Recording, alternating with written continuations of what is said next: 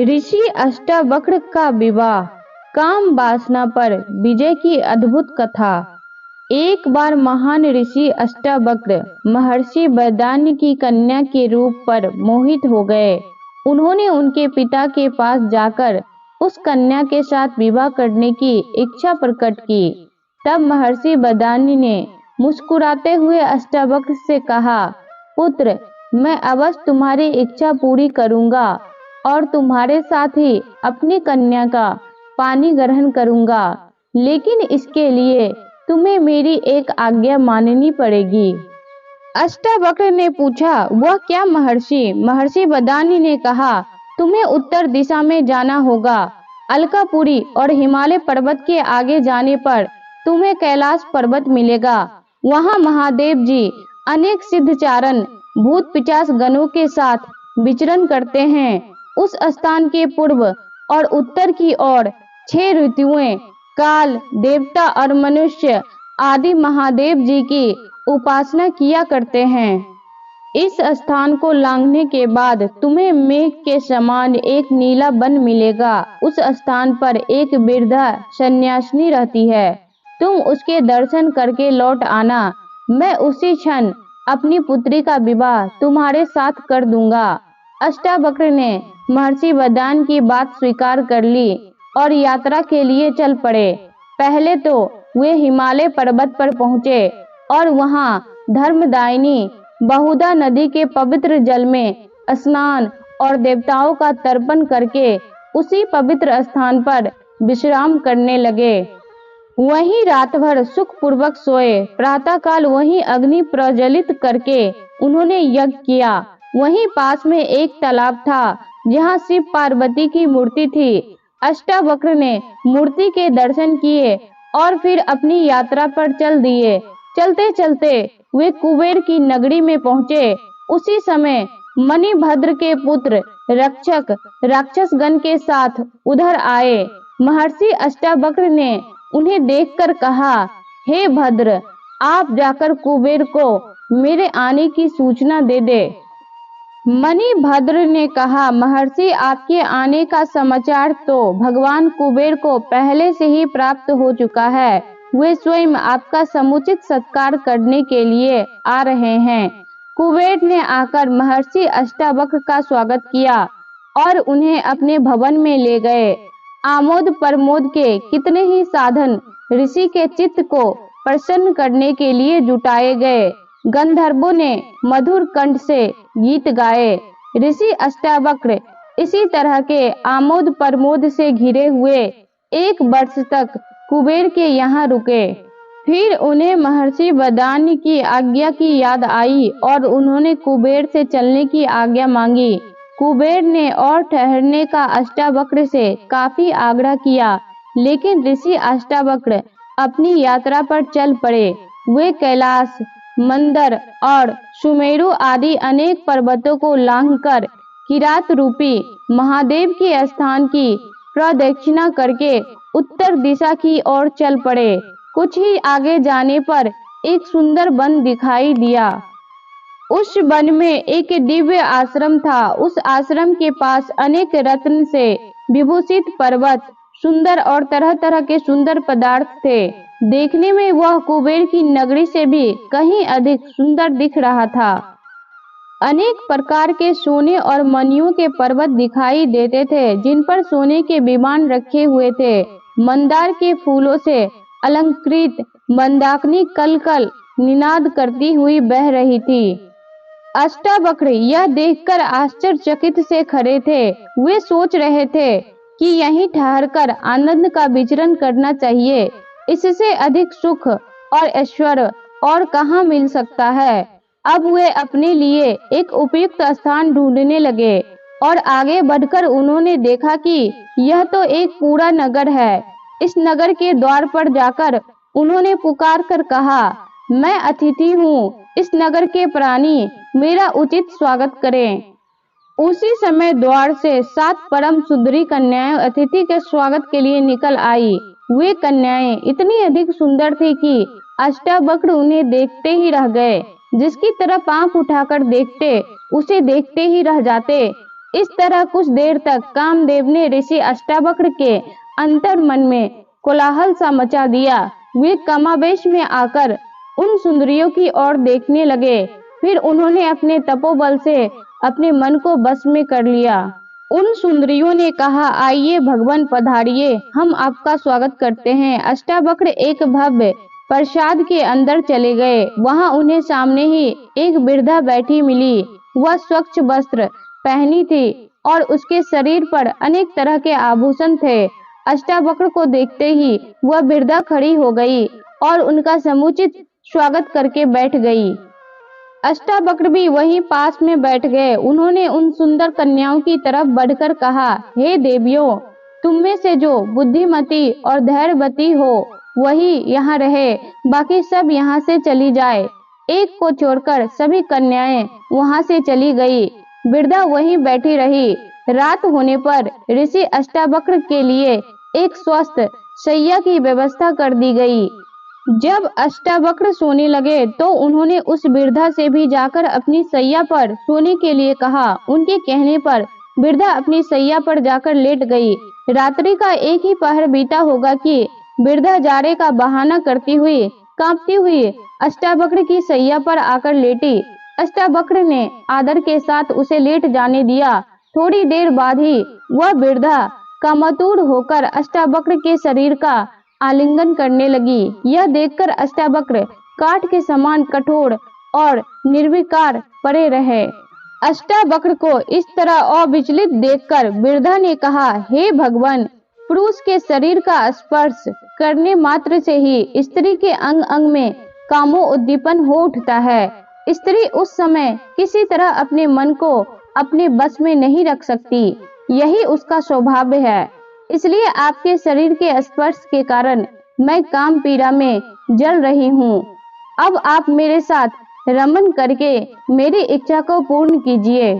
हे ऋषि, मैं जीवन भर आपकी कृतज्ञ रहूंगी। यही आपकी तपस्या का अभिष्ट फल है। मेरी यह सारी संपत्ति आपकी ही है। आप यहीं मेरे पास रहिए। देखिए, हम यहाँ लौकिक और अलौकिक अनेक प्रकार के सुख भोगते हुए रहेंगे। हे नाथ, अब इस तरह मेरा तिरस्कार न कीजिए, इससे मेरी आत्मा को बड़ा कष्ट पहुंचेगा। काम से पीड़ित होकर स्त्रियां स्वेच्छाचारिणी हो जाती है। उस समय तपी हुई बालू पर या कठोर शीत में विचरण करने से भी उनको तनिक भी कष्ट नहीं होता। आप किसी भी तरह मेरी अतृप्त कामना को तृप्त कीजिए। वृद्धा की प्रार्थना सुनकर अष्टावक्र बोले, हे देवी, मैं एक तपस्वी हूँ और बचपन से अभी तक पूर्ण रूप से ब्रह्मचारी रहा हूँ। किसी भी स्त्री का शरीर मैंने स्पर्श नहीं किया। धर्मशास्त्र में व्यभिचार की बड़ी निंदा की गई है, इसलिए किसी तरह का पाप करते हुए डरता हूँ। मेरा उद्देश्य तो विधि पूर्वक विवाह करके पुत्र उत्पन्न करना है और उसी हेतु मैं अपनी स्त्री के साथ रमन करूंगा। इसके अतिरिक्त पराई स्त्री से भोग विलास पाप है। हे देवी, तुम उसकी और मुझे प्रवृत्त न करो। यह सुनकर वृद्धा ने कहा, हे महर्षि, यह तो आप जानते ही हैं कि स्त्रियां स्वभाव से ही कामातुर होती है। आप पतिव्रता की बात करते हो तो हे स्वामी, सच तो यह है कि हजारों स्त्रियों में कहीं एक पतिव्रता स्त्री दिखाई पड़ती है और सती तो लाखों में एक होती है। वृद्धा की बात सुनकर अष्टावक्र मन ही मन घबरा रहे थे, लेकिन फिर भी अपने को दृढ़ रखकर उन्होंने अविचलित भाव से उत्तर दिया, हे देवी, मनुष्य जिस विषय का स्वाद जानता है उसी के लिए उसकी तीव्र इच्छा होती है। मैं तो विषय भोग जानता ही नहीं, फिर मैं किसी भी हालत में तुम्हारी इच्छा पूरी नहीं कर सकता। इसके अतिरिक्त जो भी आज्ञा दो मैं करने के लिए तैयार हूँ। वृद्धा ने कहा, यह ना कहे नाथ, आप यहाँ कुछ दिन ठहरिए, तब अपने आप ही आपको संभोग सुख का स्वाद मिल जाएगा। तब मैं और आप पूर्ण सुख के साथ रहा करेंगे। इस पर अष्टावक्र ने कहा, हे देवी, जब तक तुम कहोगी तब तक मैं यहाँ ठहर जाऊंगा, लेकिन मैं नहीं जानता किस तरह तुम्हारे काम आ पाऊंगा। यह कहने के पश्चात अष्टावक्र उस वृद्धा के अंगों पर दृष्टि डालने लगे। वृद्धा भी कामातुर होकर आलिंगन के लिए परेशान हो गई। लेकिन किसी भी अंग को देखने से अष्टावक्र के हृदय में काम वासना जागृत नहीं हुई। वे सोचने लगे कि यह वृद्धा इस तरह काम से पीड़ित क्यों है। तभी उन्हें यह लगा कि हो सकता है कि यह कुछ समय पूर्व इस प्रसाद की कोई युवती हो और किसी श्राप के कारण इस तरह कुरूप वृद्धा हो गई हो। यह शंका पैदा होते ही उन्होंने उसकी कुरूपता और वृद्धा अवस्था का कारण पूछना चाहा, लेकिन सीधे ही वृद्धा से प्रश्न करने की उनकी हिम्मत नहीं हुई।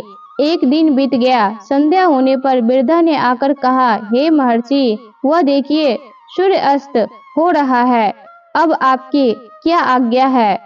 अष्टावक्र ने कहा, हे देवी, जाओ स्नान करने के लिए जल ले आओ, स्नान करके मैं संध्या बंदन करूंगा। वृद्धा जाकर जल ले आई और उसके साथ ही सुगंधित तेल और वस्त्र भी लेती आई।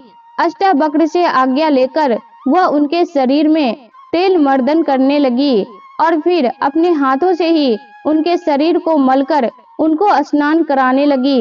अष्टावक्र बड़े आनंद से स्नान करते रहे। स्नान करते करते सारी रात बीत गई। प्रातः काल जब सूर्य की किरणें स्नानागार में आने लगे तो ये चौंक पड़े और इसे कोई माया समझकर वृद्धा से कहने लगे, हे देवी, क्या भोर हो गई है या यह किसी तरह का छल है। वृद्धा ने कहा, हे महर्षि, वास्तव में भोर हो गई है। देखिए सूर्य भगवान प्राची में निकल आए हैं। अष्टावक्र स्नान कर चुके। इसके बाद वृद्धा ने पूछा, हे महर्षि, अब मैं क्या करूं। अष्टावक्र कुछ भी उत्तर नहीं दे पाए और चिंतामग्न होकर सोचने लगे। इसी बीच उत्तर की प्रतीक्षा न करते हुए वृद्धा उठी और अंदर से एक थाल में सजाकर स्वादिष्ट भोजन ले आई। अष्टावक्र भोजन करने लगे। फिर भोजन करते करते उन्हें पूरा दिन बीत गया। रात्रि आई। वृद्धा ने अलग अलग पलंग बिछवा दिए। अष्टावक्र जाकर अपनी पलंग पर लेट गए और कुछ देर बाद उनको नींद आ गई। आधी रात्रि के समय वृद्धा फिर संभोग की इच्छा रखती हुई उनके पलंग पर आ गई। अष्टावक्र जागकर कहने लगे, हे देवी, तुम व्यर्थ में प्रयत्न न करो। पराई स्त्री के साथ रमन के लिए मेरा हृदय गवाही नहीं देता। यह कार्य मुझे धर्म विरुद्ध लगता है, इसलिए इसे मैं बिल्कुल नहीं करूंगा। इस पर वृद्धा कहने लगी, हे महर्षि, आपकी शंका निर्मल है। मैं स्वाधीन स्त्री हूँ। माता पिता या पति किसी का भी मेरे ऊपर अधिकार नहीं है। मेरे साथ रमन करने से आपको पराई गमन का दोष क्यों लगेगा। अष्टावक्र वृद्धा के तर्क के सामने परास्त होने लगे। तब सहसा उन्हें याद आया और उन्होंने पूर्ण दृढ़ता के साथ कहा, हे देवी, तुम्हारा यह कहना कि तुम स्वाधीन हो निराधार है। प्रजापति ने कहा है कि स्त्री जाति कभी स्वाधीन नहीं हो सकती। वृद्धा ने पूछा, क्यों। अष्टावक्र ने कहा, हे देवी, प्रजापति ने कहा है कि इस लोक में कोई भी स्त्री स्वाधीन नहीं है। बाल्य अवस्था में पिता, यौवन अवस्था में पति और वृद्धा अवस्था में पुत्र स्त्रियों की रक्षा करते हैं, इसलिए वे इन्हीं के अधीन रहती है। फिर बताओ, तुम किस प्रकार स्वतंत्र हो। अष्टावक्र के तर्क के साथ किसी तरह न उलझते हुए वृद्धा ने दूसरा पैतरा अपनाकर कहना प्रारंभ किया, हे महर्षि, मैं इस समय काम से पीड़ित हूँ और आपके साथ रमन की कामना करती हूँ। कामातुर स्त्री की इच्छा को यदि पुरुष पूर्ण नहीं करता है तो उसे पाप लगता है। अब तो अष्टावक्र एक अजीब परेशानी में पड़ गए। उन्हें कोई उत्तर नहीं सूझ पड़ा। चिंता के भार से उन्होंने अपना सिर नीचे झुका लिया। कुछ ही क्षणों बाद जब उन्होंने कुछ कहने के लिए अपना मुंह ऊपर उठाया और उनकी दृष्टि उस स्त्री पर पड़ी तो उनका आश्चर्य का ठिकाना नहीं रहा। वह वृद्धा अब एक 18 वर्ष की अत्यंत सुंदरी कन्या का रूप धारण करके सामने बैठे मुस्कुरा रही थी। अष्टावक्र ने अधीर होकर पूछा, हे देवी, यह तुम्हारा कैसा रूप। मेरी समझ में कुछ नहीं आ रहा है कि तुम कौन हो। तुम्हारा रूप देखकर तो अब मेरे रोम रोम में एक मादकता भर गई। मैं तुम्हारा परिचय जानना चाहता हूँ। कृपया करके मुझे बताओ, तुम कौन हो। उस कन्या ने मुस्कुराते हुए कहा, हे महर्षि, स्वर्ग, मृत्यु आदि सभी लोगों के स्त्री पुरुषों में विषय वासना पाई जाती है। मैं पराई स्त्री गमन के लिए आपके मन को विचलित करके आपकी परीक्षा ले रही थी, लेकिन अपने कठोर संयम के कारण आपने धर्म की मर्यादा को नहीं छोड़ा। इसलिए मेरा विश्वास है कि जीवन में आप कभी किसी प्रकार का कष्ट नहीं भोगेंगे।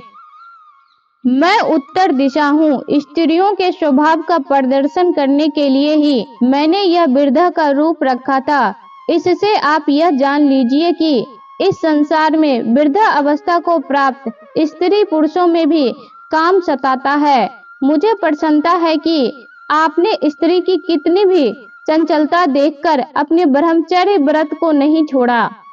इसलिए ब्रह्मा जी और इंद्रदेव आदि देवता आप पर अत्यंत प्रसन्न है। जिस काम के लिए महर्षि बदानी ने आपको यहाँ भेजा है वह अवश्य पूरा होगा। महर्षि की कन्या से आपका विवाह अवश्य होगा और वह कन्या पुत्रवती भी होगी।